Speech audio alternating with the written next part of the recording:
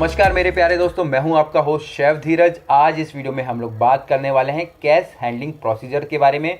मैं आपको यहां पे 6 टिप देने वाला हूं जो कि बहुत ही ज़्यादा इंपॉर्टेंट है। अगर आप एक क्लाउड किचन चला रहे हैं, रेस्टोरेंट, टेक अवे, क्यूएसआर चला रहे हैं और जहां पे आपके पास कैश सेल आती है या किसी भी प्रकार से आप कैश से डील करते हो, ये प्रोसीजर्स बनाना बहुत ही ज़्यादा ज़रूरी है। अगर आप चाहते हैं आपके रेस्टोरेंट में, क्लाउड किचन में, टेक अवे में, क्यूएसआर में, किसी में भी चोरियां कम हो और आप उनको एक सिस्टमेटिक ढंग से हैंडल कर पाओ। यहाँ मैं किसी स्टाफ को या किसी भी ऑनर को चोर या चोरी करने के लिए नहीं बोल रहा हूँ, या मैं नहीं बोल रहा हूँ स्टाफ चोरी होते हैं, पर हमें प्रोसीजर बनाने होते हैं। क्योंकि अगर हम प्रोसीजर नहीं बनाते हैं तो हम इंटेंसली चोरी नहीं करना चाहते हैं, पर गड़बड़ हो जाती है और जिनका कि खामियाजा ऑनर को भुगतना पड़ता है और कभी कभी एम्प्लॉयज़ को भी भुगतना पड़ता है। उन्होंने चोरियाँ नहीं भी करी होती है, पर तब भी उनके ऊपर शक होने लग जाता है कि भाई इस बंदे ने चोरी करी है, जबकि उसने चोरी नहीं करी होती। तो ये सिस्टम्स अगर हम अपनाएंगे तो हम ईजिली चीज़ों को हैंडल और टैकल कर पाएंगे।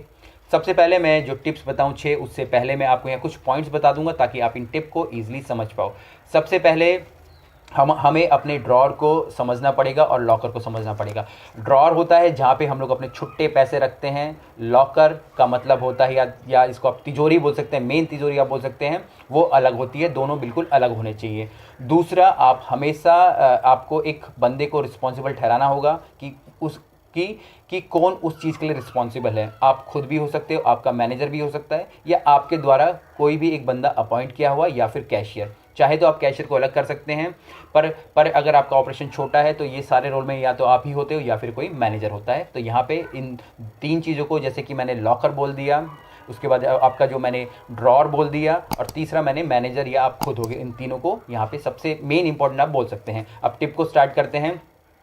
सबसे पहले, जो भी आपकी शिफ्ट चल रही है, हो सकता है कि आप 2 शिफ्ट में काम करते हैं, 3 शिफ्ट में काम करते हैं, या एक ही शिफ्ट में काम करते हैं, तो हर एक शिफ्ट में एक रिस्पॉन्सिबल बंदा होगा जो कि कैश के लिए इंचार्ज होगा। अब जब भी आपकी शिफ्ट बदलेगी तो वो दूसरे मैनेजर को हैंडओवर देगा, और वो एक्चुअल बेसिस पे होना चाहिए। ये नहीं कि वो सिर्फ 5,000 मेरे गले में पड़े हैं और दूसरे से साइन करा ले, और फिर जब एंड ऑफ द डे जो शिफ्ट आप पूरी चेक करें तो वहाँ से 500 रुपये गायब है। आप किसको उसके लिए रिस्पॉन्सिबल ठहराओगे, चाहे आप हो चाहे कोई मैनेजर हो। तो यहाँ पे जो भी आपका कैश एक शिफ्ट के एंड में हो रहा है वो प्रॉपरली काउंट होगा, प्रॉपरली लिखा जाएगा। दूसरा मैनेजर और जो पहला मैनेजर दोनों उसको साइन करेंगे, फिर जाके पहले वाले मैनेजर की छुट्टी होगी और एक्चुअल वर्सेस जो लिखा पड़ा है वो एकदम क्लियर होगा। तो ये चीज़ें आपको बहुत ही ज़्यादा ध्यान रखनी है। पास्ट एक्सपीरियंस में मैंने देखा कि मैनेजर बोलता है हाँ भाई गले में 5,000 पड़े, वो 5,000 में साइन कर देता है और शाम को वहाँ से 500 या 1,000 रुपये कम हो जाते हैं, जो कि एक बड़ा अमाउंट है। तो आपको यहाँ पे ये प्रोसीजर्स बनाने होंगे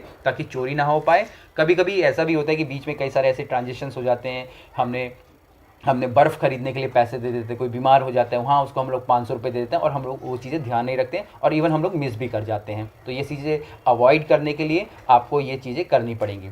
दूसरा टिप यहाँ पे है कि आप जो भी कैशियर है आपका, वो ऑलवेज काउंट करेगा, हमेशा काउंट करेगा आपका अमाउंट लेने से पहले। कहने का मेरा मतलब है जो आपकी मेन तिजोरी है, मेन लॉकर है, अगर आप वहाँ पे पैसे जमा कर रहे हो तो वो, या फिर आप यहाँ पे अपने आप को भी कैशियर समझ सकते हो, तो आपके जो भी लॉकर के अंदर जो पहले अमाउंट पड़ा है आपको उसको पहले आप बोल सकते हैं उसको काउंट कर लेना है, ताकि वो आपके जो नए वाले जो पैसे आप रखोगे उनसे मिक्स ना हो। क्योंकि हमेशा देखा गया है कि हम लोग पुराने जो नोट होते हैं उन्हें ऐसे खुला छोड़ देते हैं, फिर नए 5,000 के नोट डाल देते हैं, एक साथ सारे मिक्स हो जाते हैं और फिर हम लोग कन्फ्यूज़ हो जाते हैं कि ये अमाउंट मैंने पहले रखा था या अब रखा है।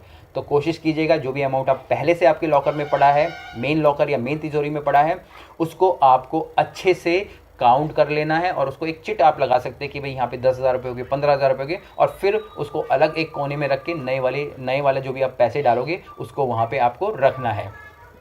इसके बाद जो तीसरी टिप है कि आपको अलाउ नहीं करना है मल्टीपल लोगों को कैश हैंडलिंग के लिए। मल्टीपल लोग अगर कैश हैंडलिंग करेंगे तो बहुत ही ज़्यादा गड़बड़ होती है। ये नहीं कि आपने अपने शेफ़ को बोल दिया कि आप कैश हैंडल कर लो, वहाँ से पैसे निकाल के वेंडर को दे दो, मैनेजर को दे दो, या कोई भी एक यूटिलिटी का बॉय आ रहा है वो कुछ भी काम पड़ा है वहाँ से वो पैसे निकाल रहा है और किसी को दे रहा है। तो रिस्पॉन्सिबल होगा सिर्फ आपका मैनेजर, आपका कैशियर, आप या आपका शेफ़, या कोई भी ऐसा बंदा जिसको आप लोग अलाउ करते हो। जो चौथी टिप है, यहाँ पे आपको लिमिट कर देनी है आपके मेन काउंटर पे, जहाँ जो भी आपका जो ड्रॉअर है जहाँ पे आप अपने पैसे रखते हो, वहाँ पे एक लिमिट आपको तय कर देनी है। अगर इतना कैश यहाँ पे इकट्ठा हो गया है, अगर यहाँ पे 5,000 रुपये इकट्ठा हो गए हैं, तो इसका आपको बंडल बना के मेन लॉकर में रख देना है। और मेन लॉकर में जब भी आप रखेंगे तो वो भी आपको एंट्री करनी है। ऐसा ना हो कि पूरे दिन भर आप लोग ढेर सारा कैश वहाँ पे इकट्ठा कर ले रहे हैं और उसके बाद आप उसको कैश को देख के खुश हो रहे हैं, आज तो 10,000 की सेल होगी, 20,000 की सेल होगी, और शाम को वो वहाँ से गड़बड़ हो जा रहा है। तो मिनिमम बहुत छोटा अमाउंट अपने ड्रॉर्स में रखिए और जो बड़ा अमाउंट है अपने लॉकर्स में रखिए। इसके बाद जो पांचवा टिप है वो भी बहुत ज़्यादा इंपॉर्टेंट है। आपको कभी भी अपने जो मेन लॉकर की या मेन तिजोरी की चाबी अपने ड्रॉर में नहीं रखनी है। हमेशा वो चाबी आपके किसी एक मैनेजर के पास होगी, जो भी रिस्पॉन्सिबल है, जैसे मैंने आपको पहले बताया, उसकी जेब में होगी, कभी भी वो ड्रॉर में नहीं होगी। ड्रॉर में अगर वो होगी तो वो कभी भी आपके जो मेन ज़्यादा वाले पैसे वाले जो मैंने लॉकर बताया वहाँ से चोरी हो सकते हैं, क्योंकि पास्ट में मैं अपने एक्सपीरियंस के बेसिस पे ये बोल सकता हूँ। तो चाबी मेन लॉकर की अपनी जेब में रखिए, अपने कैशियर की जेब में रखिए, या फिर अपने मैनेजर के पास रखिए, और वो उस चीज़ के लिए रिस्पॉन्सिबल होना चाहिए। चोरी होती है तो वो उसकी गलती है कि चोरी हो रही है। इसके बाद जो छठा पॉइंट है वो भी एक बात बोल सकते हैं बहुत ही ज़्यादा इंपॉर्टेंट है। जो भी आप ट्रांजेक्शन कर रहे हैं, कैश काउंट कर रहे हैं, आप अपने ड्रॉर्स में पैसा ले रहे हैं, जो भी कुछ कर रहे हैं, कोशिश कीजिएगा कि वो कैमरे के सामने कीजिए। जब भी आप कैश काउंट करते हैं आप कैमरे के सामने कीजिए, ताकि अगर आप गड़बड़ भी कर रहे हो या भूल भी जा रहे हो या ऊपर की जो भी चीज़ें हमसे मिस हो जा रही हैं, तो आपके पास एक रिकॉर्डिंग होगी और उस रिकॉर्डिंग को देखने के बाद आप अपने आप को जज कर पाओगे कि मैंने कैश में कहीं गड़बड़ी तो नहीं कर दी। हम इंटेंशनली गलती नहीं करना चाहते हैं, पर गलतियां हो जाती हैं, हम लोग ह्यूमन हैं, इंसान हैं, तो ये सारी गलतियां ना हो, इसलिए रिकॉर्डिंग होगा तो ज़्यादा अच्छा रहेगा। तो ये 6 टिप हैं, 6 पावरफुल टिप हैं कि जो कि आपकी कैश हैंडलिंग के लिए बहुत ही ज़्यादा ज़रूरी हैं। अगर आप इन टेक्निक्स को इस्तेमाल करोगे तो आपकी जो कैश हैंडलिंग जो आप प्रोसीजर बोल सकते हैं वो स्मूथ हो जाएगा, चोरियाँ कम हो जाएंगी, आपको एक्चुअल में पता चल पाएगा कि आपका कैश कितना आ रहा है, जा रहा है, और आप अच्छे से अपने बिजनेस को रन कर पाएंगे और ज़्यादा सरदर्दी भी नहीं होगी। कुछ भी क्वेश्चंस हो, कमेंट्स हो, आप मुझे नीचे लिख के भेज सकते हैं। कोई भी अगर आपको नई टॉपिक वीडियो चाहिए तो आप व्हाट्सएप पे या नीचे कमेंट करेंगे तो मैं बना दूंगा। तो चलिए फिर मिलते हैं एक नए वीडियो में, तब तक के लिए जय हिंद।